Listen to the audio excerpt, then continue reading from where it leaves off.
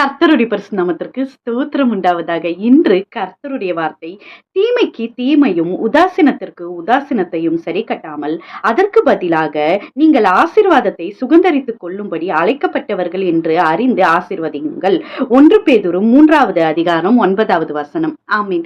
கர்த்தர் இந்த நாளையில சொல்லுகிற வார்த்தை என்னன்னா, இங்க ரிலேஷன்ஷிப்ல கடைசி காலத்தை பொறுத்த வரைக்கும் அன்பு தணிந்து போகும் என்று இருக்கு. ரிலேஷன்ஷிப்ல கணவன் மனைவி ரிலேஷன்ஷிப்ல ஒருவர் தவறு செய்தா மற்றவர்களும் என்ன நினைக்கிறாங்கன்னா, அவங்களே தப்பு செஞ்சுட்டாங்கல்ல, நம்மளும் அதை செஞ்சா தப்பு இல்லை அப்படின்னு நினைக்கிறாங்க. ஆனா இது பிசாசோட பயங்கரமான ஒரு தந்திரம். அவங்கள உங்களை விழ வைக்கணும்னா, உங்க பாவத்துல தள்ளணும்னா அது அவர்களை வைத்துதான் முடியும். ஏன்னா நீங்க ரொம்ப அஃபெக்ஷன் இருக்கீங்க, ரொம்ப பாசம் காட்டுறீங்க. அப்போ உங்களுக்கு ஒரு துரோகமோ ஒரு உதாசனமோ ஒரு தீமையோ உங்களுக்கு செய்யும் போது அதுக்கு நீங்க சரியாய் செய்யணும்னு நினைச்சீங்கன்னா நீங்க விழுந்து போயிடுவீங்க. உங்க குடும்பம் நிர்மூலமாயிடும். கொரிந்தியர்ல அப்படிதான் சொல்லப்படுது.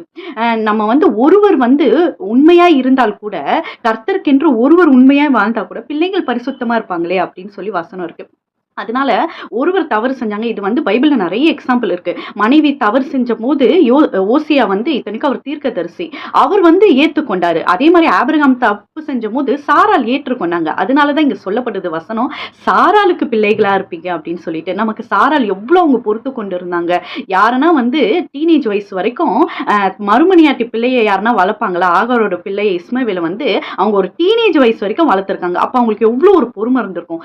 ஓசியாவுக்கு எவ்வளவு ஒரு பொறுமை இருந்திருக்கும். அதே மாதிரிதான் கர்த்தர் நம்ம கிட்டயும் அந்த பொறுமையை எதிர்பார்க்கிறார். நம்ம பொறுமையோடும் நிதானத்தோடும் நம்ம வாழ்ந்தோம்னா, நம்ம அவங்க தவறு செய்கிறாங்க, தீமை செய்கிறாங்க என்று நம்மளும் செஞ்சா, இந்த கடைசி காலத்துல இது பிசாசோட பயங்கரமான தந்திரம்.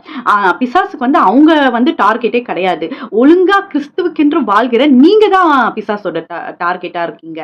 அதனால நீங்க புத்தி உள்ளவர்களாய் கர்த்தருக்கென்று, அவரே மனவாளரா இருக்கார்ல, அவரே நமக்கு எல்லாவற்றிலும் தாயும் தகப்பனுமா நமக்கு எல்லா உணர்வுகளை புரிந்து கொள்கிற மனவாளரா அவர் இருக்காரு. அப்போ நம்ம கர்த்தருக்கென்று வாழும்போது அவங்களையும் அந்த தீமையிலிருந்து மனம் திரும்பவும், பிள்ளைகளை கட்டவும், குடும்பத்தை கட்டவும் கர்த்தர் கிருபை செய்வார். கர்த்தர் இந்த வார்த்தைகளை ஆசீர்வதிப்பார். கேட்டு யாவரும் ஆசீர்வதிக்கப்பட்டவர்கள். ஆமீன் ஆமீன். ஹல்லேலூயா.